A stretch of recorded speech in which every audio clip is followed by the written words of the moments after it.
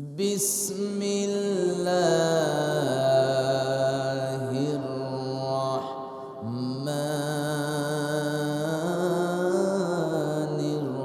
الرحيم أفتؤمنون ببعض الكتاب وتكفرون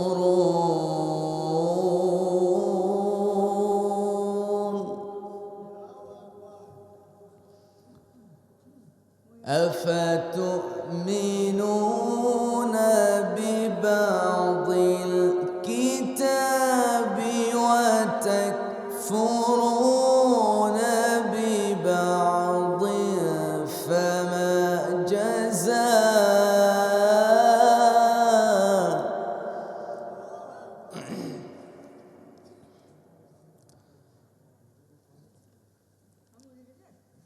فما جزاء من يفعل ذلك منكم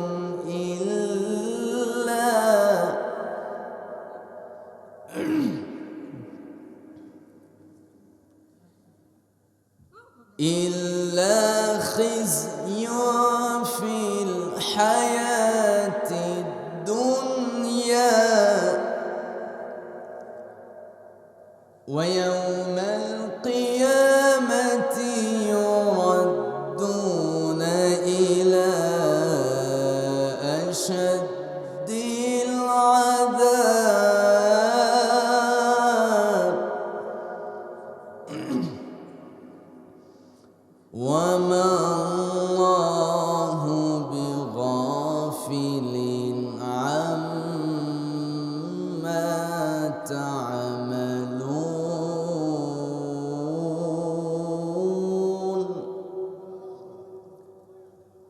الله أكبر بسم الله الرحمن الرحيم إن الله وملائكته يصلون على النبي يا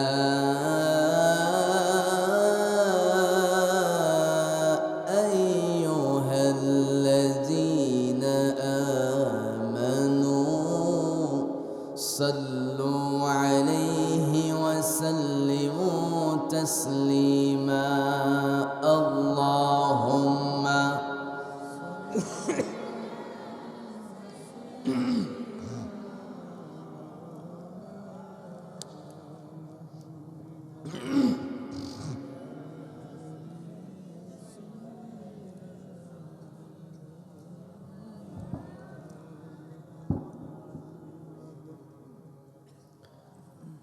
নবীর প্রতি মুহাব্বত ভালোবাসা আপনাদের হৃদয়ে কম না বেশি?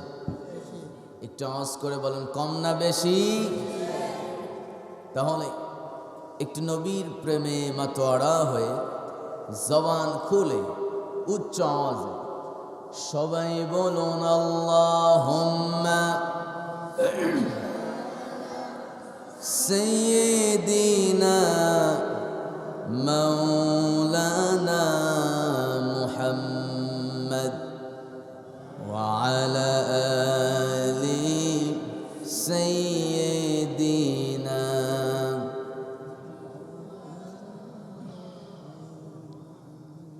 শিব আবু তালিব সে এক কারাগার কাটলো সেথায় তোমার বহুদিন হলো পার শিবে আবু তালিব সে এক কারাগার কাটলো সেথায় তোমার বহুদিন হলো পার না খেয়ে না ঘুমে কত রাত কেঁদে কেঁদে দিন কায়েমের তরে ধৈর্য ধরে ধরে হে রাসূল এসে গেল বদর উহুদ খন্দক পরীক্ষা জানমাল দিয়ে শেষ হলো সকল পরীক্ষা অবশেষে হয়ে গেল দিন কায়েমের বিজয় তরি রসুল আমার বলে দিলেন খৈরুল কুরুনি করনি আল্লাহুম্মা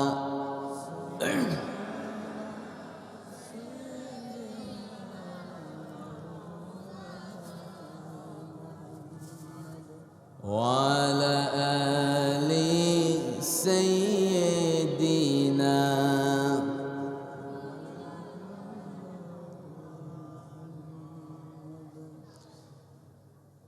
তোমার দাওয়াত আমার দাওয়াত নেই দাওয়াতে মিল তোমার কিতাব আমার কিতাব নেই আবার মিল তোমার দাওয়াত মাংস পোলাও প্লেট ভরা ভাত আমার দাওয়াত জেলখানাতে দুর্বিষহরা ঠিক না তোমার দাওয়াত এসির নিচে তালাশ করা নেক আমার দাওয়াত ময়দানেতে দিন রাত করা এক সবাই তোমার দাওয়াত আমার দাওয়াত নেই দাওয়াতে মিল তোমার কিতাব আমার কিতাব নেই আবার মিল সবাই তোমার দাওয়াত আমার দাওয়াত নেই দাওয়াতে মিল তোমার কিতাব আমার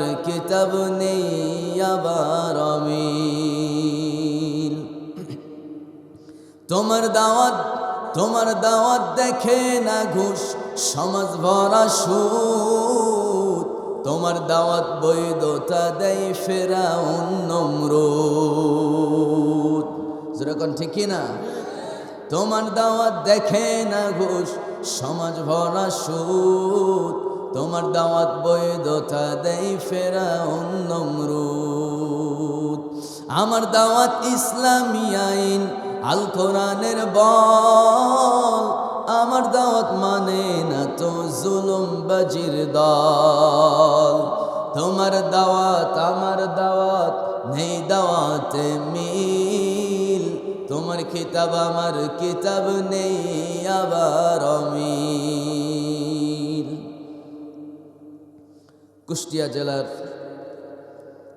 কুমারখালী উপজেলার গোবরাও জঙ্গালিয়া মিলন বাজার জামে মসজিদের উন্নতি কল্পে 13তম বাৎসরিক তাফসিরুল কোরআন মাহফিল 28 ফেব্রুয়ারি 2024 মহতী আয়োজনের সম্মানিত সুযোগ্য সভাপতি অবসরপ্রাপ্ত সেনা সদস্য জনাব গোলাম সরওয়ার হোসেন সাহেব প্রধান মেহমান জনাব মোহাম্মদ কোরবান আলী মণ্ডল সাহেব সভাপতি অর্থ জামে মসজিদ এবং আজকের মাহফিলে আমার পূর্বে আলোচনা করেছেন কুমারখালী কুষ্টিয়া অঞ্চলের বাংলাদেশ জাতীয় মুফাসসির পরিষদের সদস্য হযরত হাফিজ কারি মাওলানা আল কুরাইশি সাহেব হাফিজাহুল্লাহ তাআলা আলোচনা করেছেন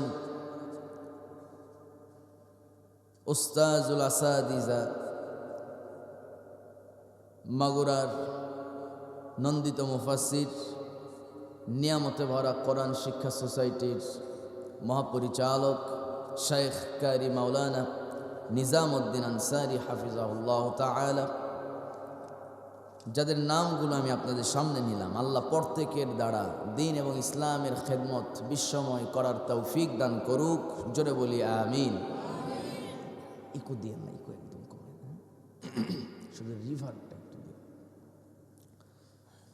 সম্মানিত একটু সাউন্ডটা বলে সম্মানিত প্রাণ প্রিয় দ্বীনি ভাইরা সামনে এবং এই মাহফিলে উপস্থিত হযরত উলামায়ে কেরাম ফুদালায়ে আযম সুশীল সমাজ জাতির শ্রেষ্ঠ সন্তান শিক্ষক মণ্ডলী জাতির বিবেক, সাংবাদিক বৃন্দ, প্রশাসনের দায়িত্বে কর্মরত কর্মকর্তা বৃন্দ এবং সামনে বসা তাওহীদের পতাকাবাহী, কালেমার ঝান্ডাবাহী, দ্বীন ইসলামের নরসরদুল প্রাণ প্রিয় দ্বীনি ভাইরা, আলোচনার সূচনায় আনুষ্ঠানিকতার মধ্য দিয়ে আমার পক্ষ থেকে আবারও হৃদয় নিংড়ানো দিল খোলা সালাম, আসসালামু আলাইকুম ওয়া রাহমাতুল্লাহি ওয়া বারাকাতুহু।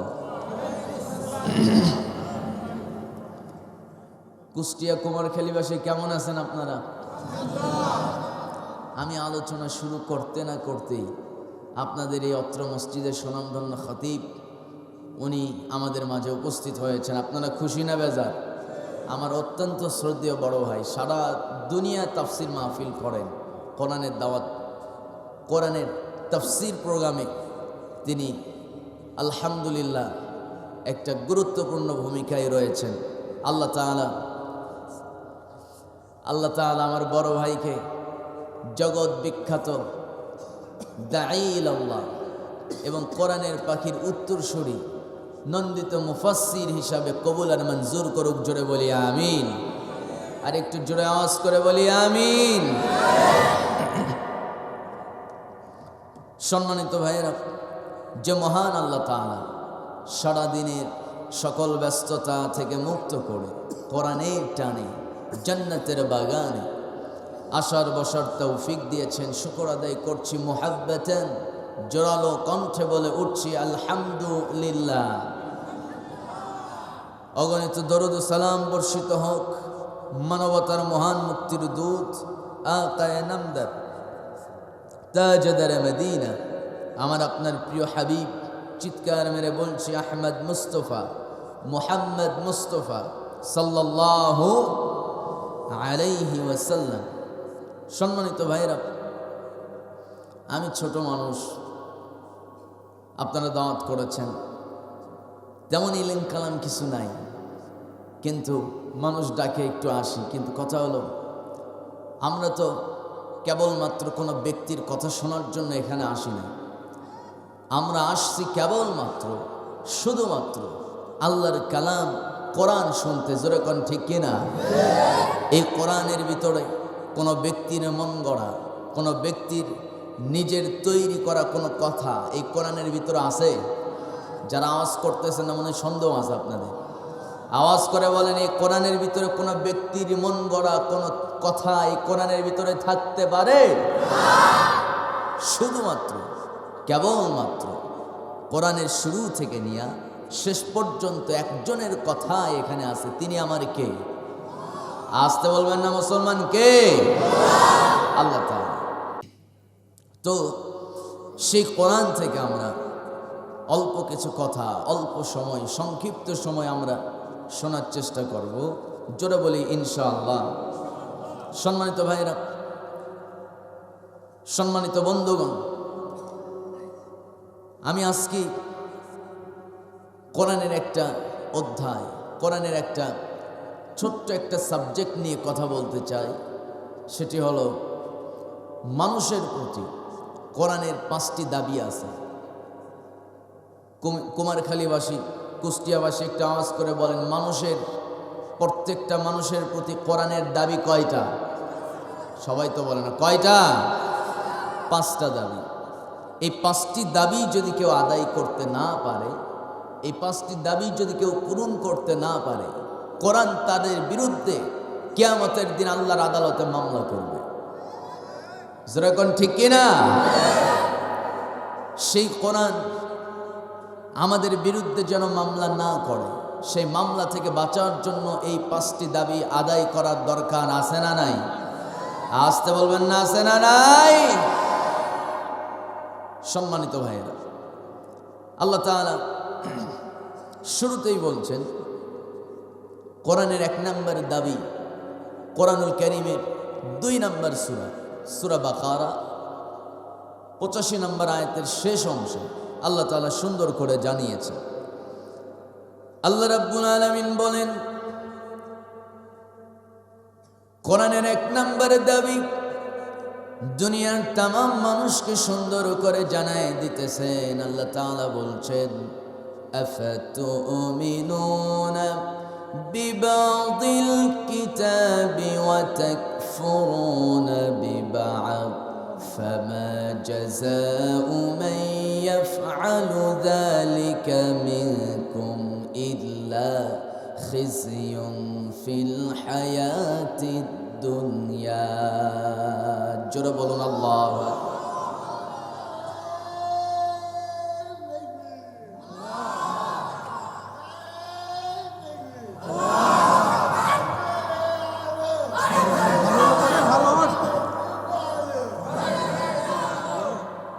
মাশাআল্লাহ, সুন্দর।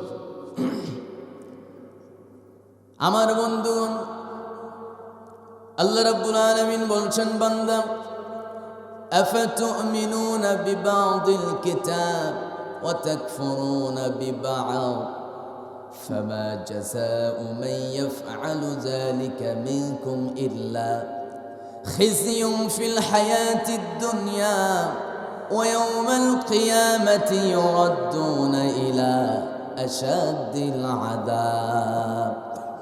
আল্লাহ রাব্বুল আলামিন বলছেন, দুনিয়ার বুকে আমি যে তোমাদের জন্য একটা গাইডলাইন হিসাবে একটা কিতাব নাজিল করলাম, সেই কিতাব হলো কোরআন। এই কোরআনের শুরু থেকে নিয়ে শেষ পর্যন্ত যতগুলো আয়াত আমি নাজিল করেছি, যত আয়াত আমি আল্লাহ রাব্বুল আলামিন নাজিল করলাম, প্রত্যেকটা আয়াতের প্রতি বান্দা তোমাকে ঈমান আনতে হবে। প্রত্যেকটা আয়াতের উপরে বিশ্বাস স্থাপন করতে হবে। এই কথা কার? আসতে বলবেন না, কার? কোরআনের সব আয়াত আপনি মানেন, কিন্তু একটা আয়াত যদি আপনি না মানেন, ওই আয়াতের বিরুদ্ধে যদি আপনি পার্লামেন্টে একটা আইন জারি করে দেন, ঈমান থাকবে না, কি বলেন? এজন্য আল্লাহ রাব্বুল আলামিন বলছেন, আফাতুমিনুনা বিবাদিল কিতাবি ওয়া তাকফুরুনা বিবাদ। আংশিক কিছু বিধান বান্দা তুমি মানবে, আর আংশিক তুমি ছেড়ে দেবে। আর আমি তোমাকে এমনি এমনিকে ছাড় দিয়ে দেব নাকি না? এই সব বান্দাদেরকে আমি আল্লাহ রাব্বুল আলামিন পাকড়াও করব।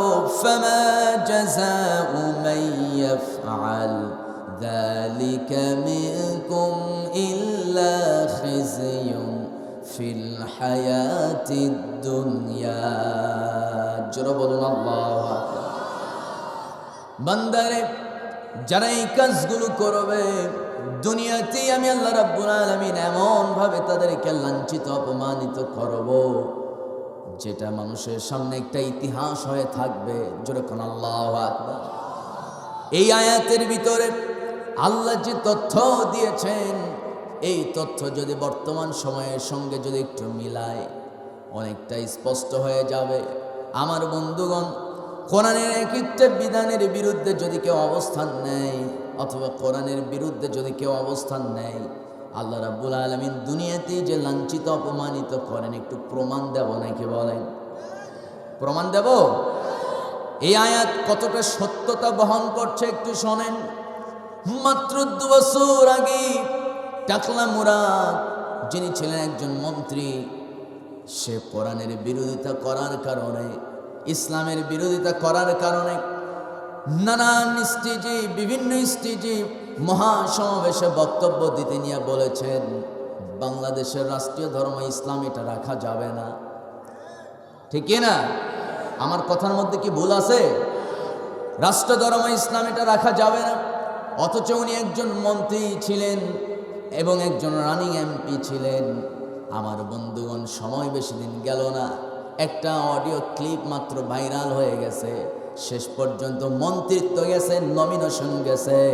দুনিয়ার মানুষ সামনে পাইলে সালাত আর কাবাব বানায় ছাড়তো। যেরকম ঠিক কিনা?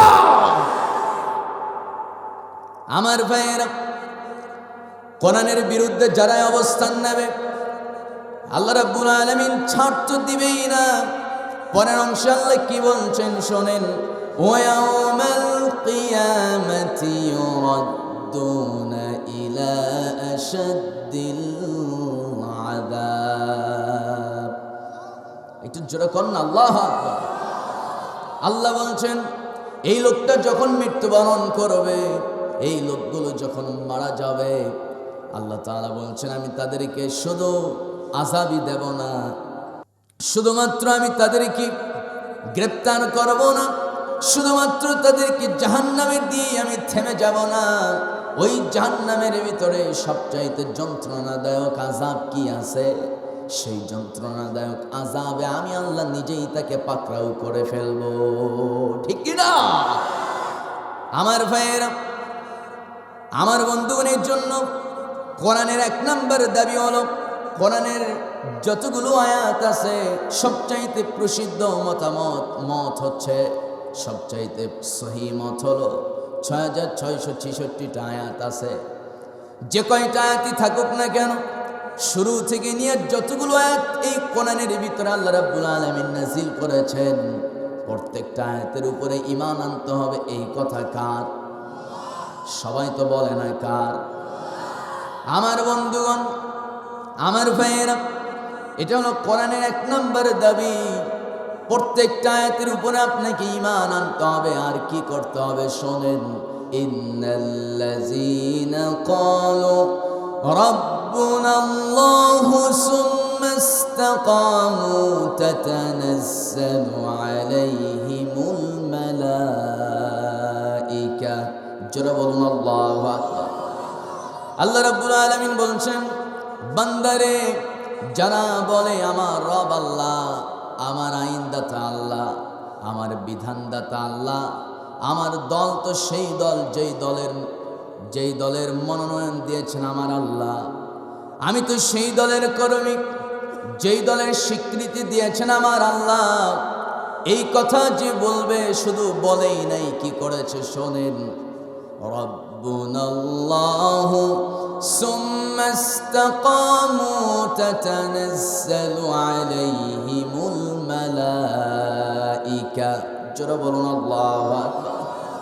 শুধু এই কথাই বলে নাই, সুম্মা ইসতাকামু, ইস্তিকামত থেকেছে এই কথার উপরে, অবিচল থেকেছে, কথার সঙ্গে কাজের মিল আছে।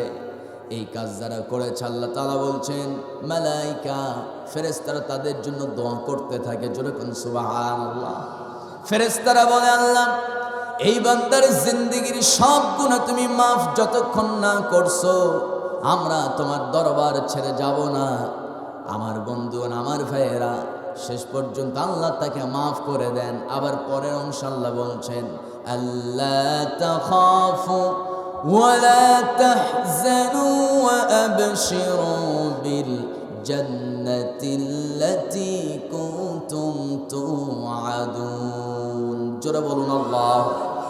বান্দারে যারা এই কাজ করে, কি কাজ?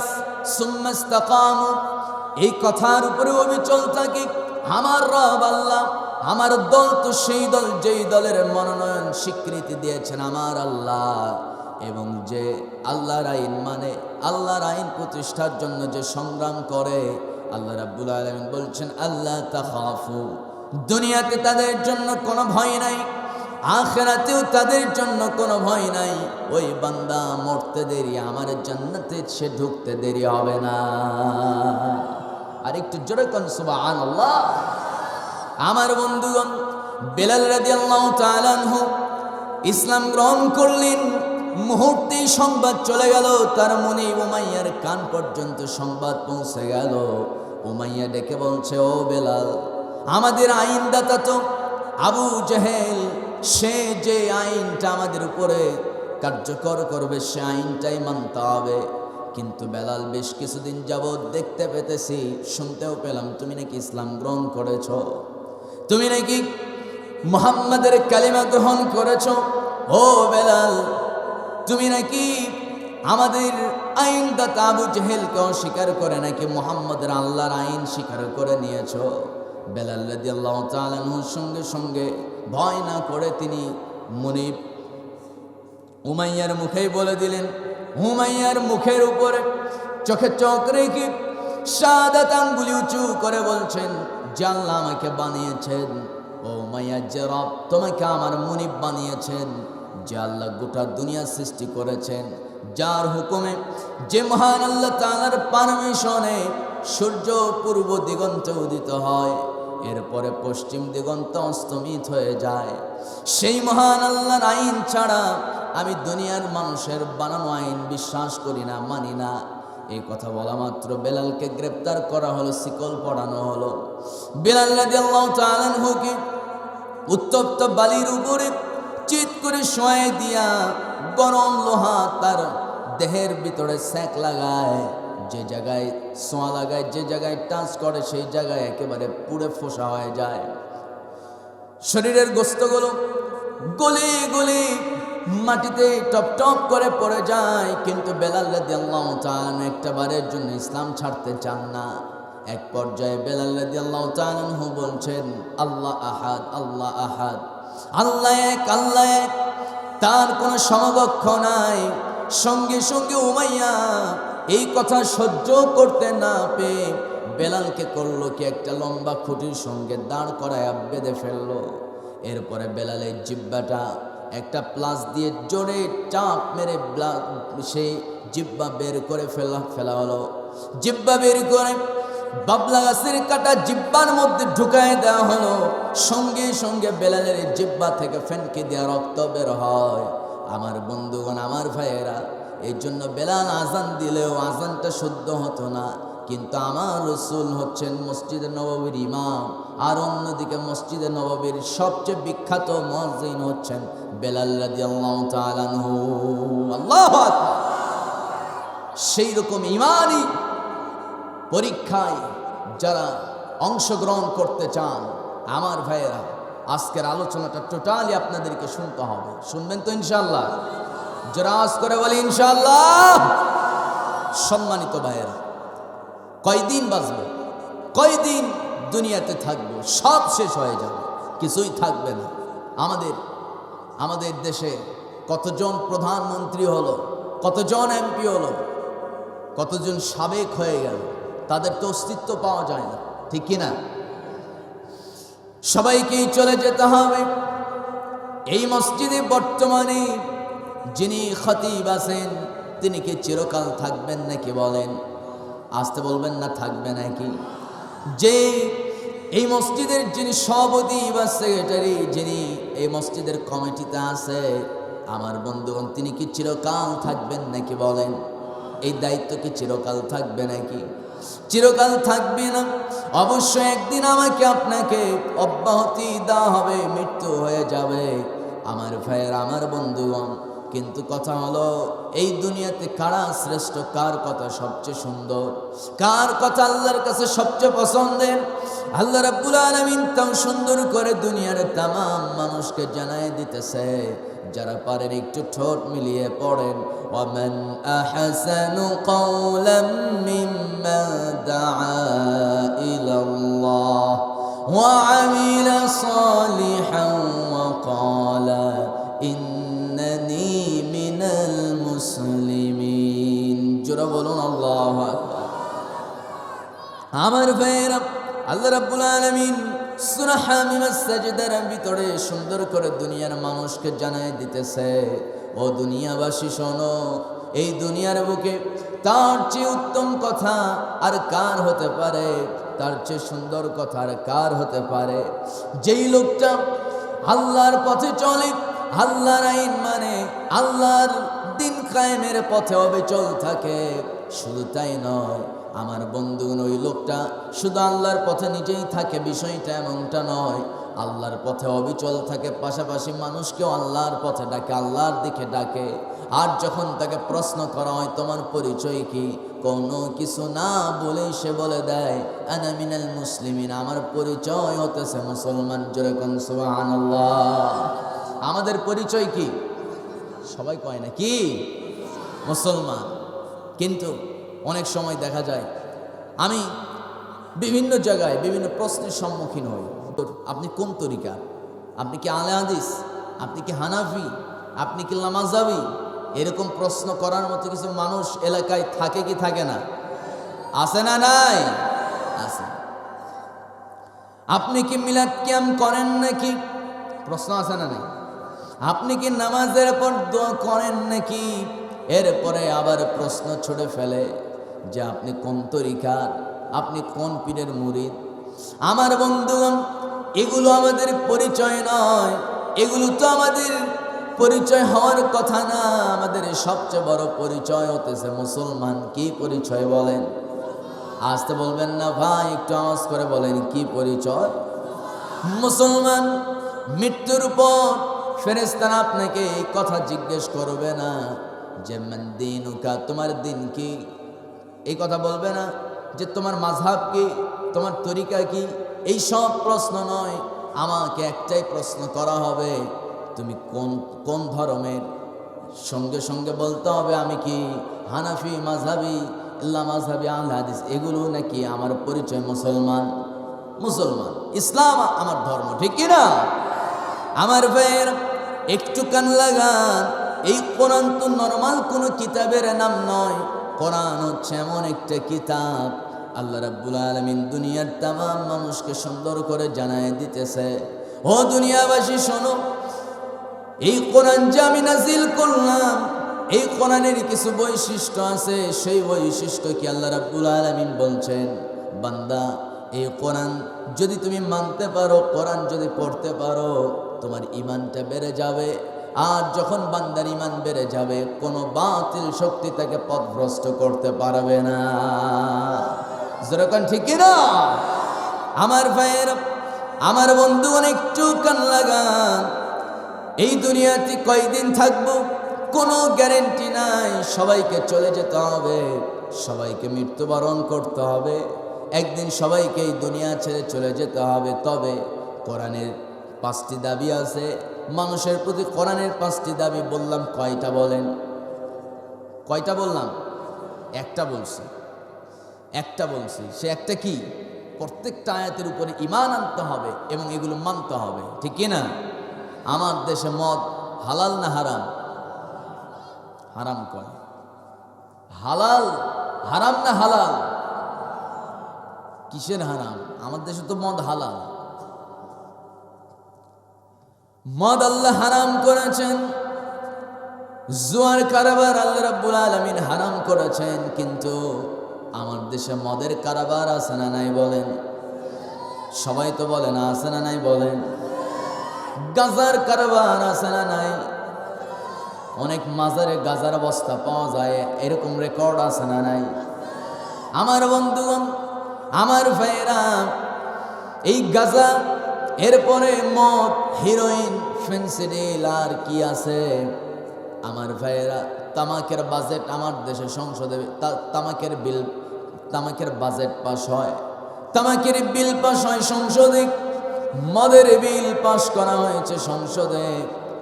আমার ভাইয়েরা, যদি কারো লাইসেন্স থাকে সে মদ অনায়াসে কিনতে পারবে, পুলিশ তাকে ধরতে পারবে না। তবে লাইসেন্স ছাড়া যদি কেউ মদ ক্রয় করে, অবশ্যই তাকে পাকড়াও করা হবে, ঠিক কিনা বলেন?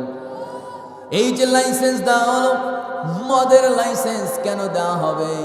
মদের লাইসেন্স তো থাকারও কথা নয়, কারণ ইন্নামাল খামরু ওয়াল মাইসিরু ওয়াল আনসাবু ওয়াল আজলাম রিজসুম মিন আমালিশ শাইতান। জোরে বলুন আল্লাহু আকবার। আল্লাহ রাব্বুল আলামিন বলছেন, বান্দারে মদ এবং জুয়া টোটালি আমি আল্লাহ রাব্বুল আলামিন তোদের জন্য হারাম করে দিলাম। কিন্তু আমার দেশে যখন ক্ষমতা পাইয়া গেল, কিছু আল্লাহর বান্দারা মদটাকে তারা হালাল বানায় দিল লাইসেন্স কইরা। যেরকম ঠিক কিনা? যে এলাকায় 100 জন মদের ক্রেতা থাকবে, সেই এলাকায় একটা লাইসেন্স দেওয়া হবে, একটা মদের লাইসেন্স দেওয়া হবে। এইরকম বিল আমার দেশে পাশ হয়েছে কি হয় নাই বলেন? হয়েছে। যতই আপনি মদের বিরুদ্ধে ওয়াজ করেন না কেন, ওয়াজ করে মদ বন্ধ হবে না। আমার বন্ধু অনেক জায়গায় মাহফিলে এমপি সাহেব, চেয়ারম্যান সাহেব বলে, হুজুর একটু মদের বিরুদ্ধে ওয়াজ করেন। মদের বিরুদ্ধে ওয়াজ করে মদ তো বন্ধই হবে না। মদ যদি বন্ধ করতে হয়, সংসদে যারা আছেন তাদেরকে মদ বন্ধ করতে হবে। আইন করে মদের বিল বাতিল করে দিয়া মদের ফ্যাক্টরি আগে বন্ধ করে দিতে হবে। যেরকম মুসলমান, ঠিক কিনা? আমার ভাইরা, এরপরে আমার দেশে জেনার কারবার আছে না নাই? কথা কয় না। জেনা আছে না নাই? শুধু আছে মানে?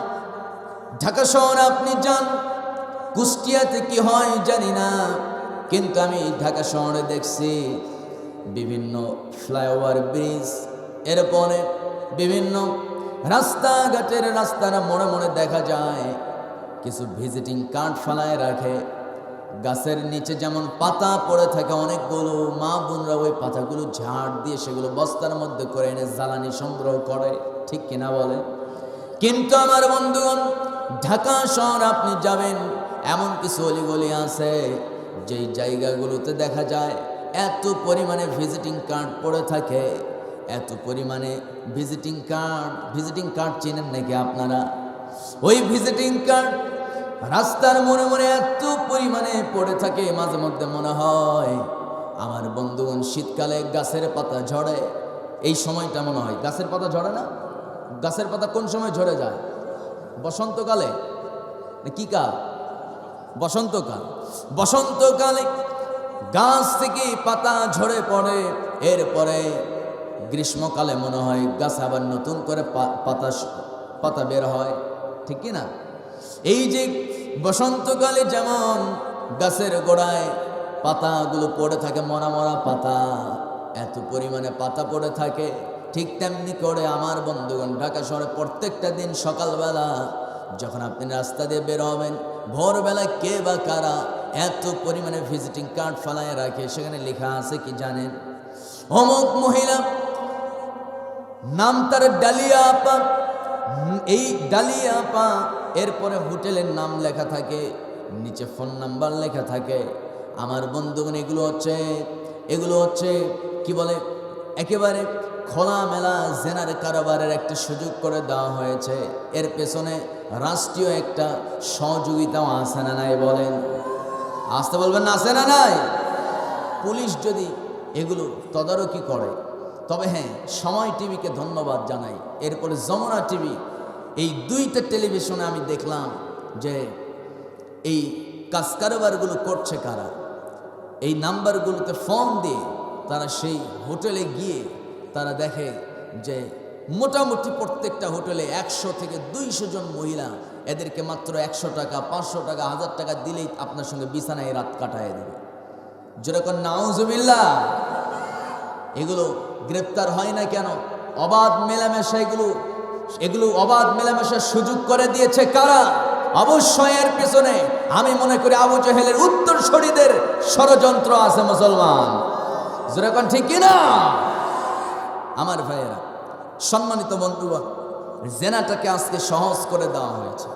অবাধে পুরুষ এবং নারী তারা যৌন ক্রিয়া সম্পাদন করছে, কিন্তু আমাদেরকে সেই পথেই চলতে হবে যেই পথে নবী চলেছেন। কোন পথে? রাসূল সাল্লাল্লাহু আলাইহি সাল্লাম কোরআনের আইন কার্যকর করে সকল জেনা, ব্যভিচার, ধর্ষণ কবরে দাফন করেছিলেন মুসলমান, ঠিক কি না? আমার বন্ধুগণ, ওয়াজ করে জেনা বন্ধ হবে না, এরপরে মানবরচিত আইন দিয়া ধর্ষণ বন্ধ হবে না। যদি মানবরচিত মানুষের তৈরি করা আইন দিয়ে যদি ধর্ষণ বন্ধ হতো, স্বাধীন হয়েছে দেশ, 50 বছর পার হয়ে গেছে, এখনো ধর্ষণ আছে না নাই? বলেন, আসতে কয় আছে না নাই? আমার বন্ধুগণ, এই তো মাত্র কয়েকদিন আগে সিরাজগঞ্জের একটা উচ্চ বিদ্যালয়ের গেটম্যান, দারোয়ান, যিনি বিদ্যালয়ের গেটের দারোয়ান, তার দ্বারা ধর্ষণ হয়েছে স্কুলে একজন ছাত্রী। নাউজুবিল্লাহ বলেন। এই সাহস কেমনে পাইল? অবশ্যই যদি কোরআনের আইন যদি চালু করা থাকতো, জেনার কারবার হতো না, ধর্ষকরা ধর্ষণের চিন্তা মাথায় আনতে পারতো না। জোরে কোন ঠিক কিনা? আমার ভাইয়ের, ওয়াজ করে ধর্ষণ বন্ধ হবে না, ওয়াজ করে জেনা ব্যভিচার বন্ধ হবে না, ওয়াজ করে মদের কারবার বন্ধ করা যাবে না। এগুলো বন্ধ করতে হলে কেবলমাত্র দরকার আল্লাহর কোরআনের আইন। হাত তুলে বলতে হবে মুসলমান, ঠিক কিনা?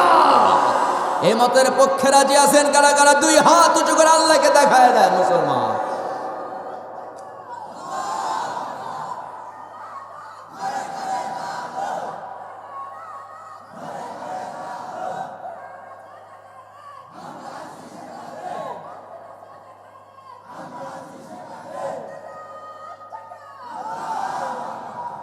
সম্মানিত ভাইয়েরা, সম্মানিত বন্ধুগণ, কোরআনের আইন আমরা বাংলার জমিনে কার্যকর করতে পারি আর নাই পারি, কিন্তু কথা হলো এ মতের পক্ষে আমরা ছিলাম, এটা আল্লাহ তাআলার কাছে রেকর্ড হয়ে গেছে।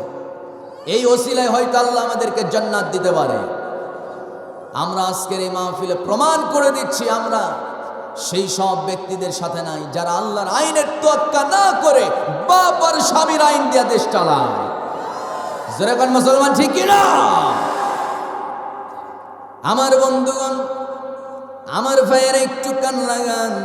আল্লাহ রাব্বুল আলামিন বলছেন, বান্দা শোনো, কেউ যদি কোন মানব রচিত দল করতে নিয়া কোরআনের তোয়াক্কা না করে, কোরআনের আইন কোরআনের বিধানের তোয়াক্কা না করে, কোরআনের সম্মান যদি না করে, উল্টো যদি কোরআনের বিরোধিতা শুরু করে দেয়, আল্লাহ রাব্বুল আলামিন বলছেন এদেরকে পাকড়াও করার দায়িত্ব আমি কাউকে দেই নাই, এদের বিচার করার দায়িত্ব আমি আল্লাহ তাআলা নিজেই গ্রহণ করেছি। জোরে কোন সুবহানাল্লাহ।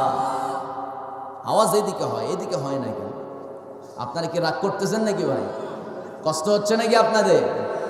সম্মানিত ভাইরা, সব পরে আগে আমার আল্লাহর কালাম কোরআন, আগে আমার আল্লাহ, আগে আমার ইসলাম। সব দল বাপ দাদা সব পরে, ঠিক কি না? আমার ভাইয়েরা, আমার বন্ধুগণ, যারা কোরআনের আন্দোলন করেন, যারা কোরআনের সৈনিক, যারা কোরআনের পথে কাজ করছেন, ইকামতের দিন কায়েমের আন্দোলন যারা করেন, যারা এই চেষ্টায় আছেন আল্লাহর জমিনে আল্লাহর আইন দিয়া রাষ্ট্র পরিচালনা করতে হবে, এই মতের পক্ষে যারা আছে, দেখবেন ম্যাক্সিমাম তাদের বিরুদ্ধে হামলা মামলা আছে না নাই? বলেন, আসতে কয় আছে না নাই? শুধু কি তাই নাকি? যারা কোরআনের তাফসীর করে, কোরআন থেকে কথা বলে, কোরআন থেকে যখন হক কথা বলে, দেখবেন তাদের বিরুদ্ধে মিথ্যা নাটক সাজায়, তাদেরকে জেলখানার মধ্যে ঢুকায় রাখে। যেরকম ঠিক কিনা? আমার ভাইয়েরা, আমার বন্ধুগণ, একটু কান লাগান। আল্লাহ রাব্বুল আলামিন দুনিয়ার তামাম মানুষকে বলছেন, ও দুনিয়ার মানুষরা শোনো, হয়তো তুমি সাময়িক ক্ষমতা পেয়েছ, সাময়িক তুমি অর্থ সম্পদের মালিক হয়ে গেছো, এই যে ক্ষমতার দম্বে, সম্পদের পাওয়ারে বান্দা তুমি আমার আয়াতের বিরোধিতা করা শুরু করেছ, আমি কি তোমাকে ছাড় দেব নাকি? আমার ভাইয়েরা, আমার বন্ধুগণ, ম্যাক্সিমাম দেখবেন বাংলার জমিনে কিছু মানুষ ক্লান্ত হয়ে গেছে, কিছু মানুষ হতাশ হয়ে গেছে। কারণ হলো তারা চিন্তা করে কোরআনের আন্দোলন করে লাভ হবে না, কোরআন কখনো বিজয় হবে না। এরকম চিন্তা ভাবনার মানুষ আমার দেশে আছে না নাই? বলেন, আসতে বলবেন না, আছে না নাই? আমার ভাইয়েরা, কোরআন বিজয়ী, এটাকে নতুন করে বিজয়ী করার দরকার নাই। তবে হ্যাঁ, কোরআনটাকে রাষ্ট্রীয়ভাবে কার্যকর করার জন্য চেষ্টা করতে হবে। চেষ্টা করার নির্দেশ দিয়েছেন কে? আমার ভাইয়েরা, একটু কান লাগান। হয়তো ভাবতেছেন এই কোরআনের আন্দোলন করতে নিয়ে হুজুর অনেক মামলা খাইছে, এরকম চিন্তা করার লোক আছে না নাই? বলেন, অনেক মামলা খাইছি, অনেক দাবরানি খাইছি, পুলিশের দাবরানি খাইছি। আমার ভাইয়েরা, আমি একটু পরিষ্কার কথা বলতেই পছন্দ করি, একটু ক্লিয়ার কথা বলতে চাই। আপনারা কষ্ট পাবেন নাকি? কোনো অসুবিধা? আমার ভাইয়েরা, সম্মানিত বন্ধুগণ, এই কোরআন এমন একটা কিতাব, এই কোরআনের পথে যারা চলবে অবশ্যই তাদের বাধা আসবে, অবশ্যই তাদের বিরুদ্ধে হুমকি ধামকি আসবে। কিন্তু মুসলমান তো সেই সব হুমকির তোয়াক্কা না করে ফাঁসির রশি হাসতে হাসতে বরণ করে নেবে, ঠিক কিনা? আমার ভাইয়েরা, আল্লাহ রাব্বুল আলামিন বলছেন, ও দুনিয়ার মানুষ শোনো, হয়তো তুমি ভাবতেছো যারা কোরআনের পথে চলে ওদেরকে তো জেলখানার মধ্যে বন্দি করে রাখা হয়, মিথ্যা মামলা দেওয়া হয়, রাতের বেলা স্ত্রীর সঙ্গে সন্তানের সঙ্গে নিজের বাড়িতে আরামে ঘুমাতে পারে না, নানান টেনশনে ভয় ভীতির মধ্য দিয়ে দিন চলে। এরকম মানুষ আছে না নাই? বলেন, আসতে বলবেন না ভাই, আছে না নাই? আমার ভাইয়েরা, আমার বন্ধুগণ, এই চিন্তা করি ক্লান্ত হওয়া যাবে না, কারণ আল্লাহ রাব্বুল আলামিন বলছেন ওয়ালা তাহসাবান্নাল্লাহা গাফিলান আম্মা ইয়ামালুজ জালিমুন। জোরে বলুন আল্লাহু আকবার। ও বান্দা, তুমি কি চিন্তা করতেছো যে আল্লাহ আমি তোমার দল করি, আমি তোমার পথে চলি, কোরআন মানি, যার জন্য আজকে আমাকে মিথ্যা মামলা দেওয়া হতেছে, যার জন্য জালেমরা আমার উপরে জুলুম করতেছে, আল্লাহ মনে হয় কিছুই দেখে না, আল্লাহ মনে হয় কিছুই জানে না, আল্লাহ মনে হয় আমার জুলুম অত্যাচার সম্পর্কে অবগত নয় না। বান্দা এরকম চিন্তা করো না, কারণ ওয়ালা তাহসাবান্নাল্লাহা গাফিলান আম্মা ইয়ামালুজ জালিমুন। আওয়াজ করে বলেন আল্লাহু আকবার। আল্লাহ বলছেন বান্দা শোন, খবরদার এই কথা মোটেও চিন্তা করবি না, এটা কখনো ভাববি না বান্দা, তুই আমার পথে ছিলি, আমার পথে চলতে নিয়ে তোর উপরে জুলুম অত্যাচার হয়েছে, আর তুই ভাবতেছিস বান্দা তোকে মনে হয় আল্লাহ দেখেন, এমনটা ভাববি না। আল্লাহ সব দেখেন, আল্লাহ সব শোনেন। কিন্তু আমার বন্ধুগণ একটু মেসাল দেই, এই আয়াতের দারুণ একটা ব্যাখ্যা মুফাসসিরগণ করেছেন। সেই ব্যাখ্যা হলো, আপনাদের এই কুষ্টিয়া শহরে এই যে এটা কি এলাকা বলেন, গোবড়া এলাকায় আশপাশে পুকুর আছে নাকি বলেন? আসতে বলবেন না, পুকুর আছে নাকি? ওই পুকুরে মাছ ছেড়ে দেয় পুকুরওয়ালা, আবার মাঝে মধ্যে পুকুরে বা নদীতে দেখবেন, নদীর পারে পুকুর পারে অনেক সময় আমরা মাছ ধরতে যাই বড়শি নিয়া। বড়শি চিনেন আপনারা নাকি? আমি আপনাদের অনেক এলাকায় অনেকেই অনেক কিছু বলে, বড়শি না? আচ্ছা, এই বড়শি দিয়া বড়শিওয়ালা নদীর পারে অথবা পুকুর পাড়ে বসে বড়শি দিয়া মাছ ধরে। আবার আরেকটা বড়শি আছে, সেটা হলো দামি বড়শি, সেটার নাম হলো হুইল বড়শি, ঠিক কি না? হুইল বড়শি দিয়া মাছ ধরতে গেছে বড়শিওয়ালা। আমার বন্ধু একটু খুব মনোযোগ দিবেন, একটু মেসাল না দিলে কেমন হয়। বড়শিওয়ালা আপনাদের এই গৌড়াতে কোনো একটা পুকুরে কোনো একজন বড়শিওয়ালা মাছ ধরতে গেছে। মাছ ধরতে গিয়া ওই বড়শির আগায় সুতার মাথায় দেখবেন একটা কল আছে, ওই কলে দেখবেন মাছের জন্য খাবারের টোপ লাগায় দেয়। মাছের খাবারের টোপ সেই আগায় লাগায় দিয়া মাছের খাবারটা ফলায় দেয়। মাছের খাবার থেকে পানির নিচে উপর থেকে কিন্তু কিছুই দেখা যায় না। দেখা যায় না কি বলেন? কিছুই দেখা যায় না। মাছ এসে কখন খাবে, কেমনে খাবে, মাছকে আটকে যাচ্ছে নাকি, এটা বোঝার জন্য মানুষ তো বড়ই চালাক। মানুষ করছে কি, একটা ফাতা লাগায় দিয়েছে। ফাতা থাকে, ফাতা বলেন আপনারা, ওই ফাতা পানির উপরে থাকে। মাছ যখন এসে টোপটা খেয়ে ফেলে, যখন খাওয়ার চেষ্টা করে, ফাতাও আস্তে আস্তে নড়ে। মাছ যখন আটকায় যায়, ফাতা পানির ভিতরে ডুবায় যায়, বড়শিওয়ালা টান মারে, ঠিক কিনা বলেন? আমার বন্ধুগণ, মাছটা যদি ওই মাছ যদি ছোট হয়, দেখবেন মাছ যদি ছোট হয়, বড়শিওয়ালা জোরে টান মেরে মাছটাকে ধরে ব্যাগের মধ্যে ঢুকায় ফেলে। আর যদি মাছটা বড় হয়, 20 কেজি 10 কেজি ওজনের হয়, দেখবেন আমার বন্ধুগণ বড়শিওয়ালা কিন্তু ডাইরেক্ট মাছটা টান মারে না, বড়শি টান না মেরে হুইল বড়শি সুতা আস্তে আস্তে ডিল মারে, যেন বড়শি আস্তে আস্তে ডিল মারে, সুতাটা ছেড়ে দেয়, যেন মাছ আরেকটু সুযোগ পায়, একটু ঘোরাঘুরি করে, ঠিক কিনা বলেন? মাছ যদি বড় হয়, বড়শিওয়ালা বড়শির সুতাটা ছেড়ে দেয়, মাছকে সময় দেয়, মাছ তো একটু ঘর, একটু দৌড়াদৌড়ি কর, পানির মধ্যে একটু দৌড়াদৌড়ি কর। শেষ পর্যন্ত মাছ দৌড়াদৌড়ি করতে করতে ক্লান্ত যখন হয়ে যায়, একটা জায়গায় যখন স্থির হয়ে দাঁড়ায়, বড়শিওয়ালা মালকাচ্চা মাইরা পানির ভিতরে নামে হাঁটু বের করে, ঠিক কিনা বলেন? হাঁটু বের করা ফরজ না সুন্নত না ওয়াজিব বলেন? ডাইরেক্ট হারাম, কিন্তু আমরা সুযোগ পাইলেই একেবারে হাঁটু বের করে পানিতে নামি, ঠিক কিনা বলেন? এটা করা যাবে না। আমার বন্ধুগণ, বড়শিওয়ালা মাছ ধরার জন্য, বড় মাছ ধরার জন্য পুকুরের পাড় থেকে পানিতে নেমে যায়। এরপরে আস্তে আস্তে মাছটাকে ধরে। আমার ভাইয়েরা, আল্লাহ রাব্বুল আলামিন বলছেন, বান্দা শোন, যে সব ছোট ছোট জালেম তাদেরকে আমি আল্লাহ রাব্বুল আলামিন সাথে সাথে পাকড়াও করে ফেলি। আর যেগুলো বড় জালেম, বড় জুলুমবাজ, ফেরাউনের উত্তরসূরি, ওদেরকে আমি দীর্ঘদিন ক্ষমতায় নাকি 5 বছরের জায়গায় 10 বছর, 10 বছরের জায়গায় 15 বছর, 15 বছরের জায়গায় 20 বছর বিনা ভোটে আমি তাদেরকে পাওয়ার দিয়ে দেই। কিন্তু বান্দা কথা হলো, অবশ্যই আমি একদিন বর্ষি সুতা টান মারব। জোরে কোন ঠিক কিনা? আমার বন্ধুগণ, ক্ষমতা পাইয়া কোরআনের পাখিদেরকে যারা নির্বিচারে নাটক সাজায়া চিকিৎসার চেকআপের নামে, ট্রিটমেন্টের নামে যারা দুনিয়া থেকে বিদায় করে দিল, একদিন তারাও হাসরের ময়দানে দাঁড়াবে।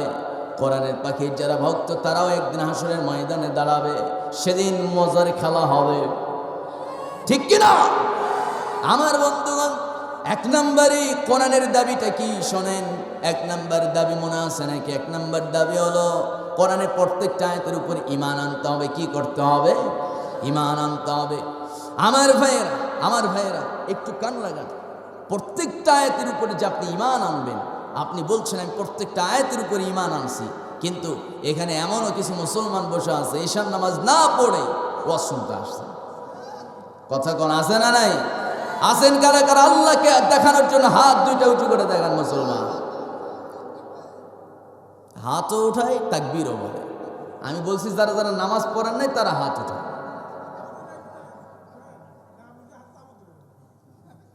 সম্মানিত ভাইয়েরা, রাগ করলেন নাকি আপনারা? আচ্ছা, তাহলে নামাজ পড়তে হবে, সালাত আদায় করতে হবে। নামাজের ব্যাপারে সবচেয়ে বেশি বান্দাকে আদেশ করেছেন যিনি, তিনি কে? আসতে বলবেন না কে? আল্লাহ তাআলা।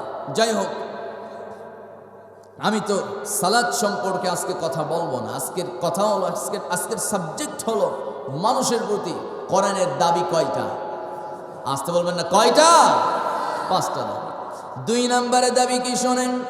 আল্লাহ রাব্বুল আলামিন কোরআনুল কারীমের 73 নম্বর সূরা মুজাম্মিল 4 নম্বর আয়াতের ভিতরে বলছেন, ওয়ারাদ আউসিদ আলাইহি ওয়ারাতিলিল কুরআন তারতিলা। জোরে বলুন আল্লাহু আকবার। ও বান্দা, কোরআন তোমাকে বিশুদ্ধভাবে পাঠ করতে হবে, থেমে থেমে তিলাওয়াত করতে হবে। এই কথা কার? তো বলে না, একটু আওয়াজ করে বলেন এই কথা কার? নামাজে যখন বাঙালি দাঁড়ায় যায়, সুন্নত নামাজ যখন আদায় করে, প্রথমে সূরা ফাতিহা পড়ে, এরপরে দেখবেন সূরা ইখলাস অথবা সূরা ফালাক নাস পড়ে শেষ করে। কিন্তু সূরা ফালাক, সূরা ইখলাসের গতি হচ্ছে ফরজি গতি, এত দ্রুত গতিতে পড়ে আমার বন্ধুগণ, আমার ভাইয়েরা, বিদ্যুৎ আসার আগেই সে সূরা ফাতিহা শেষ করে ফেলে। এরকম কিছু আছে না নাই বলেন? আমার ভাইয়েরা এত স্পিরিটে পড়ে। অনেক সময় একজন মুরব্বী আমাকে কিছুদিন আগে, আমার মসজিদের এক মুরব্বী বলতেছে, হুজুর আমি তো 40 বছর ধরে নামাজ ধরছি, 40 বছর টানা সালাত আদায় করতেছি, কিন্তু কথা হলো এত বেশি পরিমাণে 40 বছরে সূরা ফাতিহা পড়ছি, আমি যখন নামাজে দাঁড়ায় যায় মনে হয় আলহামদুলিল্লাহ শুরু করলাম, কখন যে দল্লিন আমিন হয়ে যায় বুঝতেই পারি না, টেরই পাই না। হঠাৎ করে ভাবি আমি কি মাঝখানের আয়াতগুলো পড়ছি নাকি? এরকম হয় কি হয় না? হয়। আমার ভাইয়েরা, এত দ্রুত গতিতে পড়া যাবে না। এর জন্য আল্লাহ বলছেন, আউজিদ আলাইহি ওয়ারাতিলিল কুরআন তারতিলা। জোরে বলুন আল্লাহু আকবার। ও বান্দা, আস্তে আস্তে থেমে থেমে পড়তে হবে, তারতিল সহকারে পড়তে হবে। আমার বন্ধুগণ, দেখবেন সৌদি আরবে যারা হজ করতে গেছেন, ওমরা করতে গেছেন, ওই সৌদিতে ইমাম সাহেব যখন নামাজের ভিতরে কোরআন তেলাওয়াত করে, ইমামও কান্দে। এরপরে দেখবেন যারা মুসল্লি তারাও কাঁদে, আর বাঙালিরা ডানে বামে শুধু বাঁকা নজরে তাকাই, কান চোখ দিয়ে পানি ঝরতেছে। ঠিক কিনা বলেন? ও তো কিছু বুঝে না, ঠিক কিনা? আমার ভাইয়েরা, এই কোরআনের ভিতরে আল্লাহ রাব্বুল আলামিন দারুণ কিছু মেসেজ দিয়েছেন। কত বছর ধরে নামাজ পড়ছেন, সূরা ফাতিহা আপনি নামাজের ভিতরে তেলাওয়াত করেন, কিন্তু সূরা ফাতিহার ভিতরে আল্লাহ তাআলা কি কি তথ্য দিয়েছেন কিছুই আমরা জানি না। এরকম আছে না নাই বলেন? অথচ আল্লাহ সূরা ফাতিহায় কি জানান দিয়েছেন, যারা পারেন একটু চিৎকার মেরে মেরে রবের প্রেমে মাতোয়ারা হয়, একটু সবাই আওয়াজ করে বলেন আলহামদুলিল্লাহি রাব্বিল আলামিন আর-রাহমানির রাহিম মালিকি ইয়াউমিদ্দিন